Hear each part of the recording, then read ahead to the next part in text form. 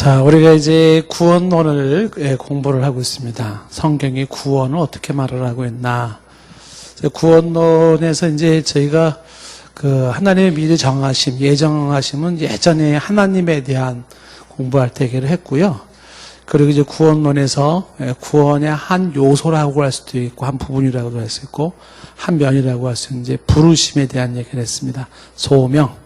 근데 소명 중에는 여러 종류가 있지만, 구원으로의 부르심, 소명이라고 하는 거를 그 유효적 소명 혹은 내적 소명이라고 하는데, 구원으로의 부르심을 입은 자들이 따로 있더라는 것이죠. 소명을 받았다. 이것은 이제 구원을 받았다는 개념 같은 내용이고요. 그 다음에 이제 몇 주에 거쳐서 우리가 얘기한 것이, 거듭남에 대한 걸 했습니다. 중생에 대해서. 중생, 거듭남이 어떤 건지에 대한 얘기를 했고, 또 거듭남에 대해서도 오해가 될 수 있는 게 어떤 건지 쭉 얘기를 했습니다. 사람이 중생한다, 거듭난다, 존재가 달라지는 것, 죽은 생명이 살아있는 생명으로 바뀌는 거죠. 예수님의 새 생명을 가지면서 존재가 달라지는 것을 이제 중생이라고 얘기를 했습니다. 그 중생에 대한 개념하고도 이제 계속 연결될 수도 있는데, 오늘 우리가 이제 보는 것은 회개를 좀 보려고 하는데, 원래는 이제 회심이라고 해서, 회심은 회개 플러스 신앙이 회심이에요. 그래서 회심은 회개와 신앙을 같이 다룹니다. 그래서 조직신학에서는 회개나 신앙을 별개로 보지 않고 같은 거로 이제 보는데, 나중에 우리가 이제 회개 끝나면 또 신앙을 별도로 볼 것이지만, 오늘은 이제 그 회개 파트를 한번 좀 우리가 구원에 있어서 회개에 대한 거를 좀 보려고 합니다. 그래서 구원에 관련된 것 중에 이제 회개에 대한 이야기를 이제 좀 보도록 하는데요. 먼저, 이 회개라는 것이 왜 필요하냐라는 것 한번 좀 보면은요. 회개의 유익성부터 얘기를 하면, 그리고 나서 회개가 뭔지에 대한 거를 좀 설명하겠습니다. 이사야서 1장 18절 말씀에 성경이 뭐라고 말하냐면, 여호와께서 말씀하시되 우리가 서로 변론하자. 하나님이 얘기 좀 하자라는 거죠. 너희 죄가 주홍 같을지라도 눈같이 희어질 것이고 진홍같이 붉을지라도 양털같이 되리라. 그러니까 붉은 죄, 주홍같이 붉은 죄가 눈같이 희어진다는 얘기를 하고 있고, 그 다음에 진홍같이 그런 붉은 것도 양털같이 희어진다. 그러니까 하나님이 변론하자라고 하는 것은 뭐냐면, 너가 잘못을 인정하고 회개함으로써 네 죄를 좀 치워버리자라는 이야기를 하는 거죠. 그래서 하나님은 지금도 회개를 원하시고 있는 것이다. 회개를 원한다. 잠언서 28장 13절 말씀에 보시면, 자기의 죄를 숨기는 자는 형통하지 못하나 죄를 자복하고 버리는 자는 불쌍히 여김을 받으리라. 그러니까 죄를 숨기는 자가 있거든요. 자기 죄를 죄인이 아닌 척하고 모른 척하고 덮어놓고 가려고 그러고 그냥 그저 지나면 그만일 거라 생각하고 이제 그러는 사람들이 있는데, 아주 미련한 모습이에요. 죄에 대한 얘기를 많이 하지만 이 죄라는 건 있잖아요. 내가 모른 척 한다고 없어지는 것도 아니고, 덮어놓는다고 없어지는 것도 아니고, 무시한다고 없어지는 것도 아니고, 뭐 그냥 시간이 지난다고 없어지는 게 아니에요. 이 죄는 정말 내 영혼의 암덩어리 같은 존재가 돼가지고 처리하고 넘어가야 돼. 처리를 해야 돼요. 그 처리하는 게 뭐냐면 지금 말한 것처럼 자복하고 버리는 거예요. 자복하고 버린다. 이게 이제 회개거든요. 그 죄는 회개하고 넘어가야 될 문제지 회개 없이 그냥 넘어갈 문제는 아니다. 아무도 안 봤으니까, 뭐 아무도 모르니까. 그렇죠. 아무도 모르죠. 아무도 못 봤으니까 모를 수 있어요. 그렇다고 그 죄가 없어지는 게 아니고, 우리가 전에 보았던 것처럼 해결되지 않은 내 안의 죄는 나를 불행하게 만드는 씨앗이 인생을 불행하게 만들어요. 그 불행하게 만드는 것이 다방면으로 나타나는데, 많이 얘기를 하죠. 그 죄로 인하여 육체적인 건강까지도 망가져요. 질병의 원인이 되고 가정적으로도 혹은 인간관계에서도 혹은 일상의 직장생활에서 경제적으로 손실을 비롯한 수많은 영역에서 이 죄가 주는 파급은 아주 무섭습니다. 그래서 이 죄는 안 보이는 거지만 그게 넘어갈 수 있는 문제가 아니에요. 반드시 짚고 넘어가야 되는데 모든 사람은 죄랑 상관없이 살 수가 없어요. 왜냐하면 우리는 완벽한 인간이 아니기 때문에 모든 인간은 죄 속에서 살아요. 방법은 하나입니다. 뭐예요? 지은 죄를 회개하고 버리는 거예요.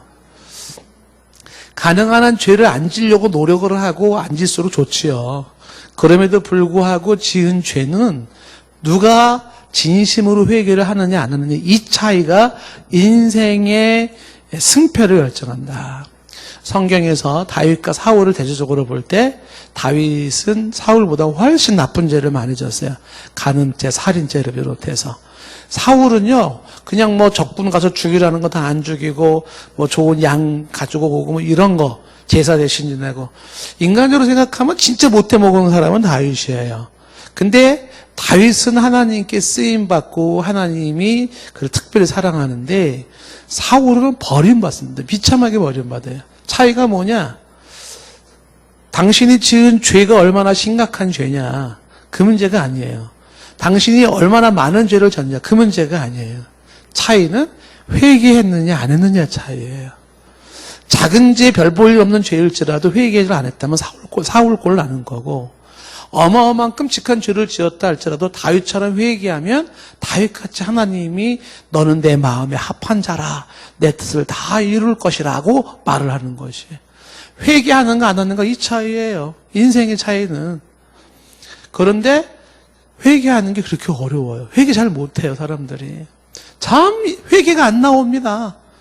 이게 아주 보통 일이 아닌 거죠. 하나님께서 말을 하기를 뭐라 그랬어요?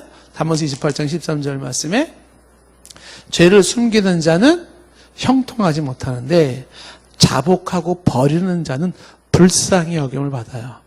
그러니까 자복하고 버림으로 불쌍히 여김을 받는 게 그게 인생을 제일 잘 사는 길이라는 거죠. 그래서 은혜를 많이 받은 사람, 성령의 역사가 많은 사람들의 특징이 뭐냐면 회개를 잘해요. 근데 은혜가 없고 영적으로 메말라 있고 하나님의 축복이 없는 사람의 특징은 뭐예요? 회개 안 합니다. 회개를 안 해요. 그 차이가 있다는 거죠. 호세아서 6장 1절 말씀에도 얘기하는 게 뭐냐면 호세아서 6장 1절 오라 우리가 여호와께로 돌아가자. 여호와께로 돌아가자. 이게 뭡니까? 이게 회개하는 거예요. 여호와께로 돌아가자. 여호와께서 우리를 죄 때문에 찢으셨지만 낫게 하실 것이고 우리를 치셨지만 싸매어 주실 것이다 하는 거죠.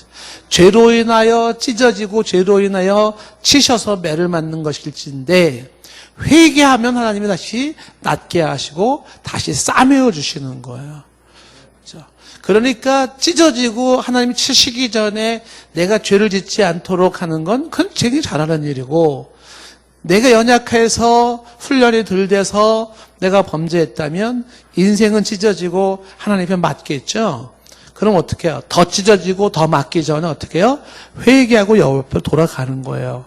그럼 하나님이 도로 낫게 하시고 그 다음에 어떻게 해요? 싸매어 주신다라는 거죠. 여러분들 회개가 살아있기를 바랍니다. 예, 제가 이제 많이 얘기하지만 지옥은 죄진 사람이 가는 게 아니라 그랬죠. 지옥은 회개하지 않는 사람이 가는 곳이에요. 죄에 안 짓는 사람은 없어요. 지옥은 죄 짓는 사람이 가는 게 아니고 회개 안 하는 사람이 가는 데가 지옥이에요. 회개 안 하면 지옥 가는 거예요. 회개가 금생과 내생에 내 육체와 영혼에 아주 결정적으로 중요한 역할을 하는 것이에요. 성경에서 이 죄 문제가 아주 보통 문제가 아니죠. 에스겔서 18장 31절 말씀에 너희는 너희가 범한 모든 죄악을 버리고 마음과 영을 새롭게 할지어다. 이스라엘 족속아 너희가 어찌하여 죽고자 하느냐. 뭐라 그랬어요? 모든 죄악을 버려라. 죄악을 버리고 마음과 영을 새롭게 하라.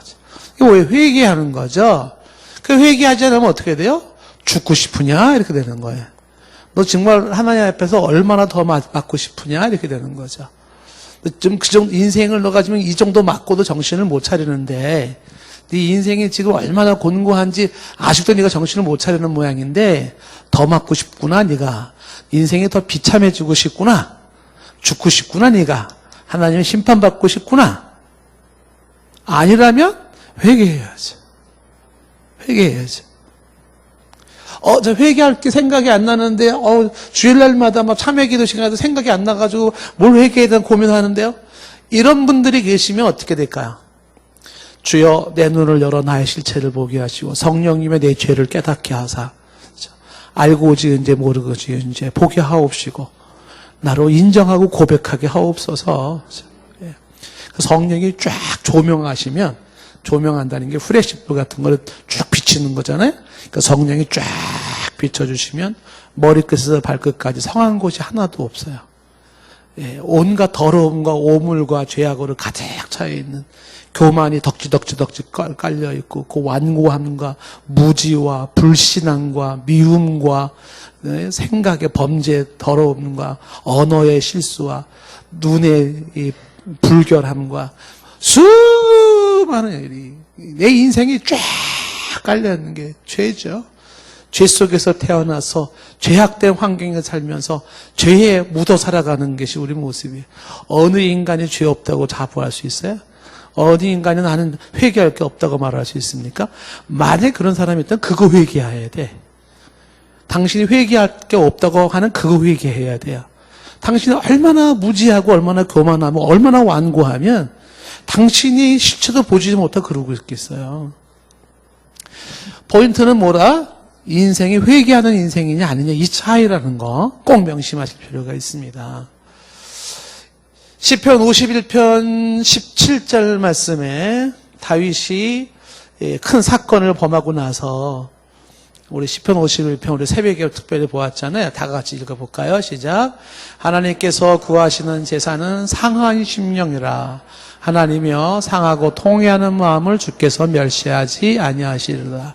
하나님이 구하시는 예배는 상한 심령이에요. 상한 심령. 그러니까 상한 심령을 갖는 것이에요. 상한 심령이 깨진 심령이에요. 깨진 심령. 통회하는 심령이거든요. 그러니까 하나님 앞에서 지금 받으시는 예배는 뭐냐면 깨진 마음으로 통회하는 마음으로 주님 앞에 나가는 거예요. 십자가를 붙잡지 않고는 살 수 없는 내 모습. 주 예수의 십자가의 보혈이 없이는 살 수 없는 내 모습.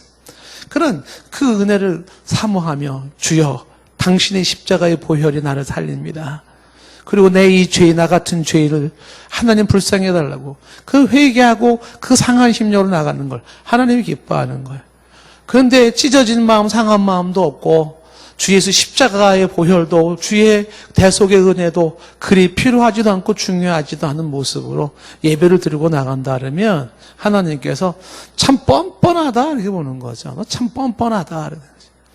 그래서 저희 시편 51편에 나와 있는 그 앞귀절이 하나님은 제사를 원하는 게 아니라는 거예요. 하나님은 제사를 원하지 않고 하나님은 번제를 원하는 게 아니라는 거죠. 뭘 원해요? 너의 상한 마음, 회개하는 마음을 원한다는 거죠. 진정한 회개가 있을 때 하나님은 그 예배를 받으시는 거죠. 그래서 성경에는 너무나 많은 부분에서 회개의 필요성을 말하고 있습니다. 저와 여러분이 회개할 수 있는 기회가 있음을 감사하시기 바라요. 그리고 회개할 때는 죄 용서가 될 수 있는 가능성이 있는 게 축복인 거예요. 다윗은 이걸 알았던 거죠. 그래서 다윗은 하나님 앞에 회개하면 용서하시고 양털같이 눈같이 희게 할 거라는 그 믿음이 있기 때문에 지은 죄를 회개하는 거예요. 주여 나를 용서해 주십시오. 내가 어머니의 모태에서부터 죄악 중에 출생하였습니다. 죄가 항상 내 앞에 있습니다. 그렇죠? 내가 하나님께 번제했습니다. 주의 성령을 거두지 마시고 구원의 기쁨을 회복시켜 주시고 이렇게 하나님 앞에 막 기도한 것은 왜 그랬어요? 계속 얘기하잖아요. 오라 우리가 서로 변론하자. 하나님이 얘기하잖아요. 죄를 버리고 고백하고 버리는 자는 형통할 것이다. 여호와께로 돌아와라. 그렇죠? 하나님이 다시 싸매 주시고 고쳐 주신다. 모든 내용들이 다 뭐냐면 회개하면 하나님이 용서해 주겠다는 거예요. 회개하면 하나님이 다시 고쳐주겠다는 거예요. 여러분, 다음 이야기 하기 전에 확실하게 짚고 넘어갔으면 좋겠어요. 회개하실래요? 안 하실래요? 생각나면 혹시 회개를 할지 한번 고려를 해보도록 하죠. 이런 문제가 아니에요. 뭘 더 생각을 하시는데요? 뭘 더 고려를 해야 되는데요? 회개 안 하면 죽어요. 그냥. 회개하면 살아요. 이 차이예요. 인생의 차이는 회개하는 인생이냐 아니냐 이 차이라니까요. 죄를 얼마나 많이 졌냐, 적게 졌냐, 큰 죄를 졌냐, 작은 죄를 졌냐 이 문제가 아니에요. 회개하라. 저와 여러분에게 하나님의 은혜를 주셔서 우리 삶 속에 평생의 삶 속에 회개가 살아있기를 축복합니다. 은혜를 받은 사람들이 회개하는 거죠. 자, 그렇다면 회개가 뭐냐? 회개란 뭐냐? 어떤 회개가 정말 제대로 된 회개냐 하는 것을 이야기를 좀 하겠습니다. 그러니까 회개의 3요소라고 얘기할 수가 있는데, 그냥 내가 마음이 슬퍼졌다 뭐 이런 게 회개는 아니고요. 그냥 입술로만 잘못했어요 뭐 이런 게 회개는 아니에요. 그러니까 회개가 참다운 회개가 되려고 그러면 세 가지 요소가 있을 때 제대로 된 회개라고 말할 수가 있는 거죠. 그게 뭡니까? 지정의로 얘기하는 거죠. 먼저는 지적인 동의라고 하는 거죠. 동의. 그러니까 지적인 동의라는 것은 내가 지은 것이 죄라는 사실을 아는 거예요. 그러니까 죄를 죄로 아는 것부터 진정한 회개가 이루어지는 거죠. 자기가 지은 것이 죄인 줄 모른다 그러면 회개는 안 돼요. 그러니까 죄가 죄인 줄 알아야지 거기서부터 진정한 회개가 나오는 것이죠. 죄를 안다라고 하는 것이 굉장히 중요한 회개의 요소인 것입니다. 많은 사람들이 말로만 주여 이 죄를 용서하옵소서, 주여 이 죄는 용서하옵소서 그러면은 하나님 묻겠지. 네 죄가 뭔데? 그런 거 묻지 마세요. 하나님 그냥 이 죄를 용서해 주시고. 아니 네 죄가 뭐냐고. 하나님 정말 귀찮게 하시네. 아니 그냥 내 죄를 용서해 주시고. 네 죄가 뭐냐니까. 하나님도 화가 나겠죠. 그렇죠? 내가 내 죄가 뭔지를 말할 수 있어야 되겠죠. 우리 지난주에 설교 말씀에 율법의 기능을 얘기했잖아요. 율법이 내게 오기 전에는 죄를 죄로 알지 못했다. 율법이 옴으로써 죄가 죄인 줄 알게 되면서 그 죄값으로 사망이 내게 임한 걸 알게 되었다는 거 아닙니까? 하나님의 말씀은 뭐예요? 율법이잖아요. 하나님의 말씀이 내게 많이 들어오면 들어올수록 어떻게 돼요? 죄가 하나하나 선명하게 나타나기 시작하죠. 안식일을 범한 죄, 부모를 공경하지 않은 죄, 거짓말한 죄, 탐심을 품은 죄, 탐욕을 품은 죄, 거짓 증거한 죄, 살인죄, 간음죄, 여호와 이름을 망령틀거른 죄, 우상 숭배한 죄. 십계명만 보더라도 수많은 것들이 하나하나 조목조목도 다 뭐예요? 이게 죄다, 이게 죄다, 이게 죄다 하자. 기도 쉬운 죄, 기도 쉬는 것도 죄잖아요. 믿지 않은 죄, 불신앙도 죄잖아요. 이 외에도 투기, 살인부터 시작해가지고 탐욕부터 시작해가지고 얼마나 많은 것들이 성경에 말을 하고 있습니까? 그러니까 성경을 모르면 모를수록 어떻게 돼요? 죄가 죄인 줄을 모르겠죠. 성경 공부를 하면 할수록 어떻게 될까요? 와, 모든 게 다 죄야. 죄가 아닌 게 없어요. 그렇게 되겠죠. 그러니까 이게 죄라는 걸 알면 알수록 사람은 괴로워지죠. 몰랐을 때는 그냥 맘 편하게 살았는데 죄인 줄 아니까 막 가슴이 뛰기 시작하고 불안해지고 안 좋죠. 근데 그 죄를 아는 게 복인 거예요. 왜요? 죄를 죄로 알 때 제대로 된 회개가 이루어질 수 있기 때문에 그런 것이죠. 여러분들이 성경 말씀을 들을 때, 설교 말씀을 들을 때, 우리의 뭔가, 목사님이 나를 까는 것 같아, 나를 치는 것 같아, 이런 거 느끼시는 분 계시죠? 가끔 그런 분들이 계세요. 나는 한 번도 그런 적이 없다는 분은 이제 은혜를 안 받는 분들인데, 이제 그런 걸 느끼시는 분들은 은혜를 받는 거거든요. 그때 여러분들이 나 오늘 시험 들었어. 목사님 나 들으라고 한 소리야. 이렇게 이야기를 할 문제가 아니에요. 하나님, 목사님을 통해 가지고서 나로 하여금 팍 찔러 주셔서 감사해요. 왜? 제대로 회개할 수 있잖아요. 제대로 회개할 수 있잖아요. 삐질 문제가 아니죠. 그래서 여러분들이 이제 말씀을 드릴 때, 주여, 오늘도 목사님을 통해서 나를 치게 하옵소서. 예. 목사님이 이제 나 들으라고 하는 소리를 치게 하소서, 이렇게. 예. 그런 마음가짐으로 해서 팍팍 찔려. 어떻게 돼요? 그럼 진정한 회개가 이루어지겠죠? 그게 내가 사는 길이에요. 그렇죠? 안 찔리려고 그러면 안 되는 거죠. 예. 그 목사님들도 막 뭔가 적나라하게 막 지적을 못 하잖아요. 성도들 막 죄 지적하면은 성도들 어떻게 돼요? 뭐 시험 들었다고 안 나오면 어떻게 됩니까? 안 되는 거예요. 특히 죄 문제 같은 거 하면 안 되는 거예요. 한때 미국에는 있잖아요. 여러분 보세요. 당신은 죄를 막 얘기하면 뭐 김은하 집사님 막 죄 얘기 막 하면은 되게 기분 나쁠 거예요. 뭐 더 예를 안 드는 게 좋겠죠. 그러니까 죄 설교하니까 너무 싫은 거예요. 그래가지고요, 미국의 어떤 성도는요, 교회 권총 차고 와가지고서 자꾸 목사가 죄 얘기하고 회개하고 하려니까 권총을 쏴버리는 거예요. 그래서 단상에요, 방탄유리를 이렇게 세워놓고 설교를 하고 그랬다는 거예요. 방탄유리를 만들었다. 예. 그런 날이 있을지 몰라요. 요한 웨슬레이 일기에 보시면 있잖아요. 요한 웨슬레이 설교가 진짜 직설적이잖아요. 그 웨슬레가 대단한 인물이 뭐냐면 그 설교를 들으면서 사람들이 막 온갖 반응이 다 나타나는 거야. 반응들이 막 어떤 사람은 승질이 나가지고 막 소리 지르고 막 웨슬레한테 막 내려오라 그러고 그만 소리 하라 그러고 막 왜? 웨슬레는 당신의 그 죄가 당신을 지옥으로 끌고 간다. 막 오늘 밤에 당신을 막 이러고 얘기를 하니까 얼마나 기분 나빠요. 막 웨슬리를 해가지고 막 소리 지르고 막 뭐 소 갖다 풀어가지고 청중들 쫓아내고 말이지 쫓아가가지고 멱살대고 끌어내리고 있질 않나 별 사람 다 있는 거예요. 그럼 웨슬리가 설교하다가 법정에 끌려가고 막 그래요. 세상에. 그래도 웨슬리는 말을 안 돌리는 거예요. 막 정확하게 막 얘기해. 세례 요한처럼 회개하라 독사의 자식들아 막 이런 식으로 한 거예요. 만약에 오늘날 교회에서 목사가 막 독사의 막 이렇게 하면은 아이고 아마 경찰 뜰 거야. 아마 바로 스마트폰 꺼내가지고 112 신고할 거야. 이렇게. 요즘은 동성애 설교도 이제 못 하잖아요. 동성애 설교하면 이제 좀만 있으면 아직까지는 그런데 가면 그 성차별해가지고 신고 들어가면요 뭐 전도도 못할 상황으로 오고 있어요. 지금 이상한 인권이 이상하게 가고 있다니까요. 지적인 동의가 있어줘야 된다라는 거죠. 오늘 탕자 얘기 보면은 누가복음 15장 17절 말씀에 어떻게 돼 있어요? 이에 스스로 돌이켜 이르되 내 아버지에게는 양식의 풍족한 품꾼이 얼마나 많은고 나는 여기서 줄여 죽는구나.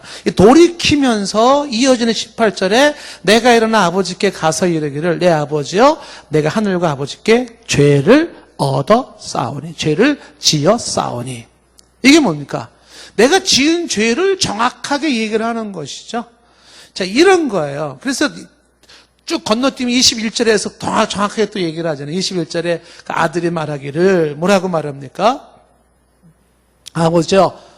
내가 21절 말씀에 내가 하늘과 아버지께 죄를 지었사오니 이렇게. 지금부터 아버지 아들의 일거를 감당치 못하겠나이다. 이렇게 하는 거죠. 그러니까 이 탕자가 회개를 했다라는 건 어디서 시작됐냐면 알았다는 거죠. 아, 내가 잘못했구나. 아, 이건 틀림없이 문제구나. 이렇게 지적으로 깨닫고 아는 것이 필요하다는 거죠. 이사야서 6장 5절 말씀에 이사야 6장 5절 말씀에도 말하기를 뭐라 해요? 그때 내가 말하되 화로다. 나여 망하게 되었다. 나는 입술이 부정한 사람이요. 그죠? 나는 입술이 부정한 백성 중에 거주하면서 만군의 여호와하신 왕을 배웠으므로다. 그 입술이 부정하다. 부정한 백성 중에 있다. 이렇게 얘기를 하고 있는 것이죠. 그래서 성경에는 많은 부분에서 얘기 나오는 게 뭐냐면 진정한 회개는 죄를 죄로 아는 것에서부터 시작된다는 거죠. 죄를 안다라고 하는 건 죄에 대한 동의입니다. 동의. 당신이 행동한 그것이 죄인 줄 압니까? 동의하겠습니까? 아니요. 저 몰라요. 동의 못해요. 그 회개가 안 되는 거예요. 당신이 그것이 죄인 줄 알겠습니까? 동의하겠습니까? 네, 이건 죄입니다. 이렇게 하는 건 죄입니다. 네, 이거는 내가 죄인 걸 동의합니다. 여기에서 진짜 회개가 이루어지는 거죠. 인정할 줄 알아야 된다는 거예요. 그런데 보통 사람들은 지적인 동의, 다시 말하면 인정을 거의 안 해요. 아담 이후로부터 하와 이후로부터 모든 죄는 항상 변명으로 이어지게 됐습니다. 그건 죄였습니다. 내가 잘못했습니다. 내가 죄인데. 이 말이 안 나와요. 상황이 그러니까 당신이 함께했던 그 여자가 그러니까 뱀이 꼬이는데 그러니까 저러니까 자꾸 합리화시키고 그 변명만 들어놓죠. 그건 죄입니다. 그건 잘못했습니다. 이런 말이 안 나와요. 보통 사람들한테. 뭐 그거 살다 보면 그럴 수도 있는 거 아니에요? 뭐 그까지 뭐 그래요? 이렇게 되는 거죠. 그래도 끊임없이 막 죄라고 막 추궁하면 어떻게 돼요? 오히려 대려 화를 내죠. 역정을 내죠.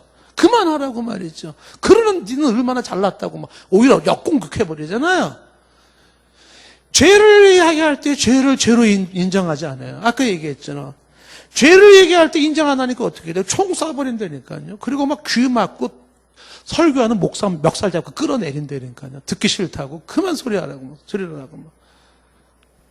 회개가 안 되는 거죠. 회개 안 된다는 건 그렇죠. 말씀은 그대로 너무 죽고 싶은 거죠. 그러니까 사탄이 얼마나 우리로 하여금 회개를 못하게 만들어요. 사탄은 우리에게 뭘 가지고 살게 평생 죄 갖고 살게 하는 거죠. 죄로 오염되어져 있고 죄로 썩어져 가고 뭉그러지는 나의 삶과 영혼을 사탄은 즐기는 거죠. 많이 얘기해요. 암보다 무서운 게 죄라고 제가 누누이 얘기하잖아요. 육체의 질병도 죄에서 나온다니까요. 거꾸로 모든 육체의 질병이 죄에서 나온다고 말할 수는 없어요. 그러나 죄가요, 육체의 병도 만들어요. 그건 바꿔 얘기하면 죄 용서를 받으면 육체의 병도 치료가 돼요. 상관성이 없지 않습니다. 그래서 지적인 동의를 하는 게 일단은 중요해요. 혹시 여러분들이 지금이라도 말씀을 들으면서 내가 지금까지 살면서 부끄러웠던 죄가 있다면 여러분 다시 얘기하지만 그거 하나도 이상한 거 아니에요. 인생이 다 거기서 거기에요. 그거 굳이 숨기려고 그러고 그거 아닌 척할 필요 없어요. 대동소이해요, 사람들 살아가는 게. 그러니까 인증해버리는 게 속편한 거예요. 그렇다고 해서 제가 뭐 앞에 나와가지고서 어느 교회처럼 뭐 막 고백시키지 않잖아요. 어느 교회는 앞에 나와가지고 다 고백을 시켜요. 그래가지고 뭐 막 바람핀 얘기 막 다 얘기하잖아요. 예. 저희 교회는 그런 거 안 시키잖아요. 나와서 시킵니까? 지금 부인이 몇 번째 부인이냐 뭐 이런 거 막 시킵니까? 뭐 안 시키잖아요. 우리 교회 너무 좋은 교회예요. 다른 데는요, 그거 막 시켜가지고요, 온통 바람핀 얘기만 해. 간증하는 거 들어보면은. 아이고, 말도 못해요. 직업은 말할 필요가 없을 것 같아요. 또 직업 얘기하면 또 나 깐다, 뭐 이럴까봐, 예? 아이, 그런 걸 안 시키는 하더라도, 사람 앞에 고백하라고 하는 안 하더라도, 어떻게 해요? 나와 하나님 관계에서만큼이라도 고백을 하라 이거예요. 이유를 내지 말고, 죄입니다. 잘못했습니다. 제가 몰라서 그랬어요. 제가 미숙해서 그랬습니다. 인정합니다. 인정해야 돼요. 진짜로. 그 다음에 회개의 두 번째 요소는 뭐냐면, 이게 두 번째가 감정적으로 슬퍼하는 거예요. 지적인 동의와 함께 감정적인 애통함 혹은 슬퍼함이죠. 그러니까 진정한 회개에는 뭐가 동반되냐면 애통함이 주어지는 거예요. 애통함. 그 애통함이라고 하는 이 슬퍼함은 슬픈 척하라가 아니고요. 뭐 억지로 막 눈물도 안 나는데 막 눈물을 흘려라 그런 건 아니고요. 막 눈물이 안 나니까 막 슬픈 영화를 생각하면서 막 억지로 눈물을 흘리려고 하지 말고 무슨 뭐 옛날에 막 슬픈 소설책 생각하면서 억지로 눈물을 흘리려고 뭐 그런 쇼 한다고 하나님이 뭐 속나요? 그런 거 아니죠. 진정으로 자기의 지은 죄에 대한 깊은 동의가 있을 때, 그리고 그 죄에 대한 진정한 회개는 뭐예요? 자기가 살아왔던 행했던 그것이 한스럽게 느껴져요. 내 인생이 너무 한스러워져요. 서글퍼지는 거죠. 그래서 내가 왜 그런 추잡한 죄에 빠졌었나? 그리고 가슴을 치면서 꺼이꺼이 우는 거죠. 그런 애통함이 있어야 진정한 회개가 돼요. 만약에 여러분들이 회개했다고 하면서 그 죄로 인해서 가슴에 정말 이 굵은 우월이 같은 게 우러나오는 그런 슬픔의 눈물을 흘리지 않았다면 제가 장담하건대 그 지은 죄 또 집니다. 언젠가 또 짓게 되어 있어요. 다시 돌아갑니다. 그거 장담해요. 돌아갑니다. 근데 누가 안 돌아가요? 지은 죄에서 안 돌아가는 사람 누굴까요? 그 죄에 대한 혐오감, 죄에 대한 그 싫어지는 모습이 정말 고개를 흔드는 거죠. 그런 모습이 있을 때 누가 멍석을 깔아주고 그 환경을 만들어줘도 싫어! 내가 거기 안 갈 거야! 그러고 나오는 거죠. 근데 애통함이 없으면 어떻게 돼요? 환경이 만들어주고 유혹이 찾아오고 누가 그렇게 멍석을 깔아주면 어떻게 돼요? 그러면 또 어떻게 해요? 또 슬쩍 들어가서 마음은 원이로되 육신이 약하도다 그러고 또 그 짓거리 또 하는 거죠. 그리고 또 천부여 의지 없어 이러고 또 오고 그러다가 또 환경 주면 또 오르는 거예요. 진정한 회개가 아니죠. 진정한 회개는요, 애통함이 수반돼요. 그 죄로 인해서 깊은 슬픔이 내게 주어지는 게 진정한 회개죠. 예레미야 31장 8절 말씀에 예레미야 31장 8절 보라 나는 그들을 북쪽 땅에서 인도하여 땅 끝에서부터 모으리니 그들 중에는 소경과 그 다음에 맹인과 다리 저는 사람과 잉태한 여인과 해산한 여인이 함께 오고 있으며 큰 무리를 이루어 이곳으로 돌아오리라. 이어지는 9절 말씀 그들이 울며 돌아오리니 울며 돌아오리니 나의 인도를 받고 간구할 때 내가 그들을 넘어지지 아니하고 이렇게 넘어지지 아니하고 그러면 물 있는 계곡에 곧은 길로 가게 하리라. 그들이 어떻게 돌아온다? 울며 돌아온다. 그게 뭐예요? 회개하고 돌아오는 거죠. 그 우는 건 쇼가 아니에요. 악어의 눈물이 아니죠. 정말 지은 죄를 당하여 아픈 마음으로 심령의 그 괴로운 마음으로 여호와께서 구하는 제사는 상한 심령이라. 통회하고 상하고 통회하는 마음을 주께서 멸시치 아니하시리라. 상한 심령, 그 슬픔과 괴로움을 가지고 돌아오는 것. 이게 뭐예요? 진정한 회개인 것이죠. 만약에 지은 죄를 짓고도 그 부분에 대한 애통함이 없다 그러면 어떻게 돼요? 주여, 내 마음이 이리도 강팍합니다. 아파해야 할 때 아파하지도 못하고 괴로워해야 할 때 괴로워하지도 못하고 울어야 할 때 울지도 못할 만큼 내 심령이 이리도 강팍합니다. 나를 불쌍히 여겨주십시오. 이것도 회개를 해야 되는 거죠. 얼마나 굳어진 마음이면 아파해야 할 때 아파하지도 못하고 괴로워할 때 괴로워하지도 못하고 울어야 할 때 울지도 못해요. 얼마나 강팍하게 굳어져 버렸으면 내가 회개해야 돼요. 그래서 정말 은혜를 많이 받는 사람들은요 정말 회개가 많아요. 제가 얘기하잖아요. 성경 공부를 하는 사람들을 보면은 회개기도 시키면 대부분 회개기도 못합니다. 쨍합니다. 근데 막 하나님 앞에 막 정말 눈물을 흘리면서 이 죄를 막 회개하는 사람들은요 거의 죄가 없는 사람들이 그래요. 그리고 진짜 죄가 너무 많고 회개할 게 많은 사람들은요 회개 기도합시다 그러면 하품하고 있고 눈만 멀뚱멀뚱 끼하고 기도할 그 시간이 괴롭죠. 그런 시간이 없었으면 좋겠다고 생각을 하는 거죠. 차이가 회개를 안 한다? 당신은 무지죄가 많은 사람이군요. 회개가 자꾸만 나오고 그 회개가 너무 많이 나온다? 당신은 별로 죄 안 진 사람이에요. 당신은 아주 착한 사람이에요. 하늘을 우러러 한 점 부끄러움이 없게 살았던 윤동주 씨는요 그 괴로웠어. 입새이는 바람에도 괴로웠잖아요. 그까짓 게 뭔데 괴로워요. 조그만 것도 괴로웠어요. 그게 뭐예요? 심령이 영적인 상태에 살아있는 거거든요. 통회하고 회개하는 것이 이게 바로 회개의 두 번째 요소예요. 고린도후서 7장 9절 말씀에 고린도후서 7장 9절 말씀에 내가 지금 기뻐하면 너희를 근심하게 한 까닭이 아니요 도리어 너희가 근심함으로 회개하게 이른 까닭이라. 너희가 하나님의 뜻대로 근심하게 된 것은 우리에게서 아무에도 받지 않게 하려 함이라. 근심함으로 회개하며 이른다. 근심함으로 회개하는데 어떻게 해요? 근심함으로, 깊은 근심으로 회개해요. 왜요? 애통하는 거죠. 제대로 된 회개의 기도가 이루어지는 것입니다. 그래서 고린도후서 이어지는 7장 10절 말씀이 뭐라고 되어 있냐면 하나님의 뜻대로 하는 근심이 있는데 후회할 것이 없는 구원에 이르게 하는 회개를 이루는 거죠. 이거 이제 나중에 제가 또 설명을 할 거예요. 구원에 이르는 회개가 우리가 지금 구원론에서 회개를 나누잖아요. 그러니까 구원에 이르는 회개는 뭐냐면 하나님 뜻대로 하는 회개인데 근심함으로 회개를 하는 거죠.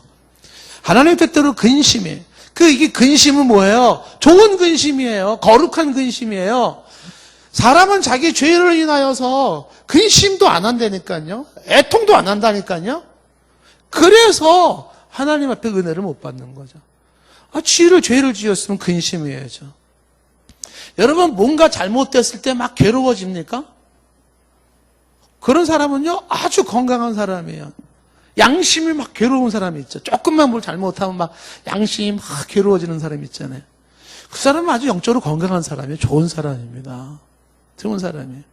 그래서 로마서 2장이 양심이 율법을 대신하잖아요. 그 양심이 살아있는 사람은 어떻게 돼요? 양심이 율법을 대신해요. 뭐가 죄인지 아닌지 모르죠. 근데 양심이 깨림직하고 불편하잖아요. 그건 거의 성경을 찾아보면 거의 그건 율법에 비춰보면 잘못된 것이에요. 그러니까 자기 양심이 편해야 돼요. 양심이 불편해진다는 게 뭡니까? 그거는 이미 죄를 짓고 있다는 거고 율법의 역할을 대신해주고 있는 거예요. 그래서 사도 바울처럼 내가 내 양심에 부끄럽지 않은 그런 고백을 많이 하잖아요. 그게 뭐냐면 바로 그 양심이 나에게 근심을 주고 괴로움을 주고 애통함을 준다. 그러면 회개가 제대로 나오는 거고요. 화인 맞은 양심, 불에 지져진 양심, 그래서 감각이 없어진 양심은 어떻게 해요? 양심의 가책이라는 게 없어요. 얼마나 심각합니까? 양심의 가책이 없을 정도면 불에 지져진 양심이 돼가지고 감각 기능이 떨어져 버린 거거든요. 감정적인 애통함이 있는 회개가 진정한 회개다. 자, 이어지는 11절 말씀도 보시면은 보라 하나님의 뜻대로 하게 된 이 근심이 하나님 뜻대로 하게 된 이 근심이 너희를 얼마나 간절하게 하며 그렇죠? 제대로 된 근심은 간절하게 만들죠. 얼마나 변증하게 하며 얼마나 분하게 하며 막 분하죠. 얼마나 두렵게 하며 얼마나 사모하게 하며 얼마나 열심히 있게 하며 얼마나 벌하게 하였는가. 너희가 그 일에 대하여 일체 너희 자신의 깨끗함을 나타내오느니라. 어디서부터 시작된 거예요? 하나님 뜻대로 하는 근심에서부터. 그러니까 근심이라고 다 나쁜 게 아니죠. 지은 죄를 향하여 근심할 수 있어야 된다. 그 근심에서부터 막 분해지고 화가 나고 막 내가 슬퍼지고 감정적으로 괴로워지고 하는 그것이 진정한 회개가 이루어지는 것이죠. 회개의 세 번째 요소는 뭐냐면 바로 의지적인 결단입니다. 회개. 그러니까 지정의에서 세 번째는 진정한 회개는 의지적인 결단이에요. 의지적인 결단이라는 것은 뭐냐면 첫째는 내 마음에 결단을 내는 거죠. 그리고 이건 죄입니다. 다시는 그렇게 가지 않겠습니다. 결단하고 입으로 고백을 하지 않습니까? 주여 죄를 지었습니다. 잘못했습니다. 그리고 어떻게 해요? 그 의지적 결단은 그리고 행했던 그 죄에서 돌아서는 거예요. 이게 회개입니다. 마음의 결단도 이루어지지 않았다? 그럼 어떻게 돼요? 그러면 아직 회개가 이루어진 건 아니죠. 진정한 회개는요, 깊은 동의, 죄에 대해서 정말 더 논란의 여지가 없고 합리화시킬 이유도 없고 정당화시킬 이유도 없어요. 그리고 죄에 대한 그 애통함, 너무 괴로워요. 너무 힘들어요. 그러면 어떻게 돼요? 결단하죠. 나 그러지 않을 거야. 그러고 싶지 않아. 이게. 거기서 회개가 제대로 이루어지는 거죠. 이사야 55장 7절 말씀에 이사야 55장 7절 말씀. 악인은 그 길을 불의한 자는 그 생각을 버리고 어떻게 해요? 그 다음에 여호와께로 돌아오라. 버리고 돌아와라. 그리하면 그가 긍휼히 여기시리라. 우리 하나님께로는 돌아오라. 그가 너그럽게 용서하시리라. 그럼 어떻게 합니까? 예, 버리고 돌아가는 행위가 뭐예요? 의지적인 결단이에요. 오늘 탕자가 한 일이 뭡니까? 내가 하늘과 아버지께 죄를 범했습니다. 동의했잖아요? 괴로운 심령으로 타박 어떻게 해요? 아버지께로 가잖아요. 이게 회개인 거죠. 돌아가잖아요. 근데 돌아가지 않고 맨날 거기 쭈그리고 앉아가지고서 똑같은 짓 하면서 내가 죄인입니다. 내가 잘못했습니다. 그리고 거기 계속 있는 건 회개가 아닌 거죠. 회개는 결단하고 고백하고 죄라고 고백하고 용서를 구하고 어떻게 해요? 가던 길에서 있던 곳에서 방향을 바꿔서 돌아가는 거예요. 이게 회개인 거죠. 이쪽으로 가던 곳에서 돌아서서 이쪽으로 가는 겁니다. 이쪽으로.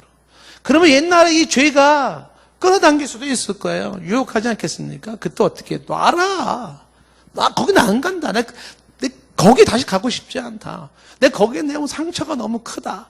너무 괴롭다. 이렇게 되는 거죠. 그래서 그 죄에 대해서 심각하게 고통을 해봐야지만이 그 죄를 싫어하고 떠나는 거예요. 죄는 달콤해요. 죄에는 낙이 있어요. 그래서 강렬하게 끌어요. 그래서 심각하리만큼 그 죄에 대해서 심한 고통을 가져본 사람만이 그 달콤함이 주는 그 이후의 비극을 알거든요. 그러니까 안 가는 거죠. 근데 진정한 회개가 이루어지지 않으면 그 달콤한 유혹이 좀 어떻게 돼요? 그럼 또 빠지는 거예요. 또 가는 거죠. 결단하고 돌아서는 것이 이게 회개입니다. 결단해야 돼요. 돌아서야 돼요. 하던 걸 멈춰야 됩니다. 거기서 나와야 되는 거예요. 예. 만약에 제가요, 의지가력이 너무 약해가지고요, 결단력도 약하고요, 뭔가 행동을 하기에는요, 맨날 이러시는 분들 계시잖아요. 핑계 대지 마세요. 처음부터 환경을 만들지 마세요. 처음부터 환경을 만들지. 그 환경이 뭡니까? 머릿속에서부터 그거를 즐기려고 하지 마세요. 그리고 그런 가능성이 있는 곳부터 거리를 두세요. 그런 환경적인 요인조차 만들지 말아야 돼요. 자기는 의지가 약하다고, 결단력이 약하다고 그러면서 계속 제가요, 불에 굉장히 약하거든요. 그래서 불에 데웠지만은 저는요, 불이 있으면요, 제가 이렇게 잘 불에서 못 벗어나거든요. 그러면서 자꾸 불 옆으로 가, 자기가. 그래서 불을 옆에다가 탁 만들어 놔. 제가요, 마음이 약해서, 노력이 약해서, 그러고서 불에 데워. 미련한 곰탱이 같으니라고 불 근처를 가지를 말지 왜 거기 가. 그러니까 불을 즐기는 거죠. 그러니까 진정한 회개는 의지적인 결단에서 약하다 그러면요, 환경을 만들지 않는 거예요. 여러분 집에 범죄할 만한 요소들이 있잖아요. 여러분들 약점이 있잖아요. 그거 없애버리라니까요. 다 잘라버리고 불태워버리고 부숴버려야 돼요. 예? 집에 범죄하게 하는 거 있잖아요. 거기까지만. 그거 두고 있다가 뒀다가 안 보면 되지. 뒀다가 안 먹으면 되지. 왜 가지고 있어? 그거 왜 가지고 있어? 안 좋은 거면 그냥 벗어 버리라니까. 버려요. 목사님 나 깐다. 또 나 깐다. 그 까는 거예요. 지금 까는 거니까 버려요. 그거 가지고 있다가 또 죄 짓지 마시고. 여러분, 이 회개가 굉장히 심각한 문제입니다. 이 죄 문제가요, 성경에서 이 죄 문제가 어마어마하게 심각한 문제예요. 그 성경에서 이제 회개를 할 때 회개가 종류가 있어요. 회개를 구분시켜야 되는데, 첫 번째가 뭐냐면, 회개의 첫 번째 구분은 뭐냐면, 회개가 구원론적인 회개가 있어요. 구원론적인 회개가 있고, 그 다음에 일반적인 회개가 있습니다. 이 구분을 좀 시키셔야 돼요. 그러니까 구원에 관련된 회개가 있고, 그 다음에 일반적인 회개가 있어요. 그러니까 우리가 사실 구원론에서 지금 구원론을 얘기하면서 회개를 얘기하는 거는 지금 요거예요. 구원에 관련된 회개가 있다는 거죠. 그럼 구원에 관련된 회개와 일반적인 우리가 일상에서 죄를 짓고 회개하는 것 차이가 뭐냐? 첫 번째 구원론적인 회개는 뭐냐면 말 그대로 이 구원론적인 회개는 이 회개가 없이는 구원이 없습니다.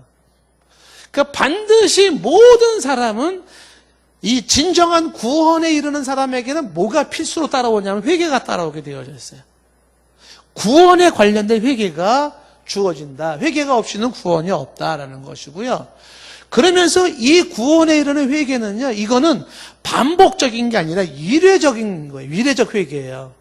일상에서의 회개는 반복적인 회개입니다. 회개하고 또 회개하고 또 회개하는 거예요. 근데 여기서 이 회개라고 하는 것은 일회적인 건 한 번뿐이에요. 이 회개는. 예를 들면 여러분들이 이제 중생에 대한 걸 우리가 지난번에 얘기를 했잖아요. 중생은 뭐라 그랬죠? 존재가 바뀌는 거랬잖아요. 존재의 변화 혹은 본질의 변화라고 했잖아요. 본질의 변화. 자, 예를 한번 들어본다면 이 예가 좀 약간 적절치 않을지도 모르겠는데 그냥 이거는 다른 뜻으로 받아들이지는 마시고 이해를 돕기 위한 거예요. 내가 흑인으로 태어났어요. 그런데 존재가 바뀌어져서 본질이 바뀌어가지고 내가 백인이 되어졌어요. 그 흑인에서 백인이 되는 게 중생이라고 하는 신비한 성령이 만드는 신비한 기적이에요. 기적.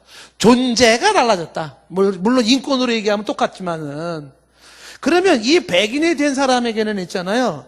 백인으로 지내면 어떻게 됩니까? 계속해서 시커먼 칠을 할 수도 있고 더러움을 칠할 수 있잖아요. 그때 더럽게 시커멓게 칠해진 이 백인은 어떻게 돼요? 매일 물로 씻으면 되는 거예요.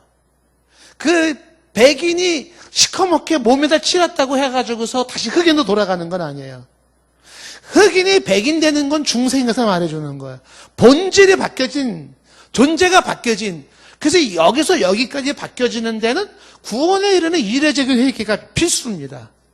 그래서 이 구원론적인 회개는 중생과 직결이 되어 있는 거예요. 그 중생하게 만드는 회개, 일획회개. 그 다음에 회개한 사람이 그런 회개했기 때문에 그 다음에 죄에 안 집니까? 아니죠. 또 계속 죄를 지어요. 그러나 계속 짓는 죄는 백인의 시커멓게 칠하는 것과 똑같아요. 그럼 계속 물로 씻는 거죠. 일상에서. 물론 일반적인 회개도 이 지정의를 통해서 회개를 하는 거죠. 구원론적인 회개는 이례적인 회개다. 단회적 사건이다. 반복되지 않는다는 거고요. 그 다음에 이 구원론적인 회개의 세 번째 특징은 뭐냐면 특징 중에 하나가 이거는 잊혀질 수가 있어요. 그러니까 내가 옛날에 이 구원에 관련된 회개를 했나 안 했나 잘 모를 수도 있습니다. 그게 이상하지 않아요. 지난번에 제가 말씀드린 것처럼 내가 중생한 것도 자기가 모를 수 있어요. 나 중생했나 안 했나 잘 모를 수 있어요. 그래서 중생한 징표로서 우리가 후쿠마가 얘기했던 요한일서 말씀 가지고 확인했잖아요. 만약에 당신이 이렇다면 중생에 틀림이 없습니다. 그건 확인 작업으로 들어갈 수 있어요. 그러나 내가 언제 중생했지? 내가 언제 다시 태어났지?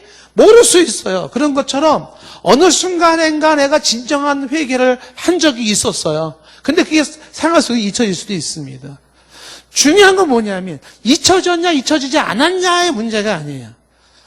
내 평생에 언젠가 한 번이라도 구원에 이르는 진정한 회개를 한 적이 있느냐 없느냐라는 게 진짜 중요한 거죠.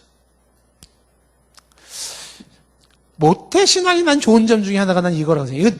이거 순수한 제 생각. 여기까지 내용들은 이건 제 개인적인 생각이 아닙니다. 이거는 이제 역사적인 학문적인 이야기인데 개인적인 생각에 모태신앙이 좋은 게 뭐냐면 모태신앙이 가진 사람들의 특징은 어릴 때부터 어느 순간 하나님 앞에 구원에 이르는 회개를 한 그런 경험들을 갖기가 쉬워요. 어릴 때부터. 어릴 때부터. 그래서 기독교 문화 속에서 커오면서 뭐 3살째든 5살째든 혹은 뭐 7살 때든 언제든 좋고 10살 때도 좋고 내가 하나님 앞에 중생하고 거듭나게 만드는 구원에 이르는 회개를 했던 그것이 있었다. 이게 없이는 구원을 이룰 수가 없다라고 하는 것이죠. 자, 성경이 이렇게 말하고 있습니다. 뭐라고 얘기를 하고 있냐면 다시 한번 고린도서 7장 9절 말씀 보시겠어요? 7장 9절 말씀을 보시면 내가 지금 기뻐함은 너희를 근심하게 한 까닭이 아니오 도리어 너희 근심함으로 회개함에 이르는 까닭이라. 너희가 하나님의 뜻대로 근심하게 한 것은 우리에게서 아무도 어떻게 해요? 해도 받지 않게 하는 겁니다. 여기에 근심함으로 회개함에 이른 까닭은 그다음에 뭐라고 되어 있냐면 하나님의 뜻대로 근심하게 된 것이라고 했죠. 하나님 뜻대로 근심하는 게 있다 그랬죠. 10절 말씀에 하나님의 뜻대로 하는 근심은 후회할 것이 없는 구원에 이르게 하는 회개 이러잖아요. 구원에 이르게 하는 회개. 그 회개 중에는 구원에 이르게 하는 회개가 있다고 지금 있잖아요. 고린도 7장 10절 중간에 밑줄을 그어놔야 되겠죠. 구원에 이르게 하는 회개가 있다는 거예요. 구원에 하나님의 뜻대로 하는 회개가 구원에 이르는 회개다 하는 거죠. 이어지는 11절 말씀에 보라 하나님의 뜻대로 하는 이 근심이 그죠? 이 하나님의 뜻대로 하는 이 근심이 거룩한 근심이고 경건한 근심이거든요. 여기에서 간절함과 변증은 자기 자신을 깨끗하게 하려고 노력하는 모습이고요. 분함과 두려웠게 하는 것과 사모함과 그 다음에 어떤 벌이라는 게 정의를 말하는 거예요. 이런 것들을 나타낸다. 그래서 구원에 이르는 회개가 있다는 걸 말씀하고 있는 것이죠. 히브리서 6장을 보시면 히브리서 6장 1절 말씀서부터 보시면 이런 말이 나와요. 어떤 말이 나오냐면 성경에서 성경 해석에 논란이 여지가 아주 많은 것 중에 하나가 히브리서 6장 1절이에요. 이거는 신학적으로도 많은 그 해석상의 논란이 많이 있는 부분인데 히브리서 6장 1절에서 그러므로 우리가 그리스도의 초보를 버리고 그리스도의 초보를 버리고 죽은 행실을 회개함과 하나님께 대한 신앙과 그 다음에 이어지는 2절 말씀에 세례들과 그 다음에 안수와 2절 죽은 자의 부활과 영원한 심판에 관한 교훈의 터를 다시 닦지 말고 완전한 데 나아갈지니라. 여기서 무슨 얘기를 하고 있냐면 지금 얘기하고 있는 부분이 뭐예요? 지금 그리스도의 초보를 버리고 그래서 죽은 행실을 회개한 것부터 시작해가지고 이런 것들을 다 해서 이 교훈의 터를 다시 닦지 마라. 이례적인 거죠. 한 번이라 해야 된다는 거예요. 그래서 다시 닦을 필요가 없습니다. 한 번에 이루어졌던 것들, 구원에 이르는 것들을 다시 또 할 필요가 없다. 여러분들 구원에 이르는 회개를 했는데 찝찝해요. 그러면 또 어떻게 해요? 다시 한번 또 한 번 구원에 이르는 회개를 또 합니까? 그리고 또 찝찝하면 또 합니까? 얘기했잖아요. 잊혀질 수가 있어요. 그래 잊혀질 때마다 구원에 이르는 회개를 합니까? 그러면 구원이 됐다가 안 됐다가 그러는 건가요? 그런 문제는 아니에요. 한 번은 이거 이례적 사건으로서 한 번의 회개로 다시 닦을 필요가 없는 것이죠. 이런 회개가 있다는 거죠. 여러분들이 지금 이런 거를 이미 회개를 해본 사람도 있고 또 아는 사람도 있을 수 있을 거예요. 당신은 진정한 구원에 이르는 회개를 했는가 안 했는가 나도 모르고 아무도 몰라요. 하나님만이 아시겠죠. 그러나 필연적으로 회개가 없이는 구원에 이를 수가 없다는 것이고요. 그렇다면 이 구원적 회개와 이제 일상에서 회개하는 회개의 차이는 어떤 것일까? 그 일상에서의 회개에 대한 부분을 다음 시간에 또 이어서 좀 더 이야기를 좀 나누도록 하겠습니다. 기도하겠습니다.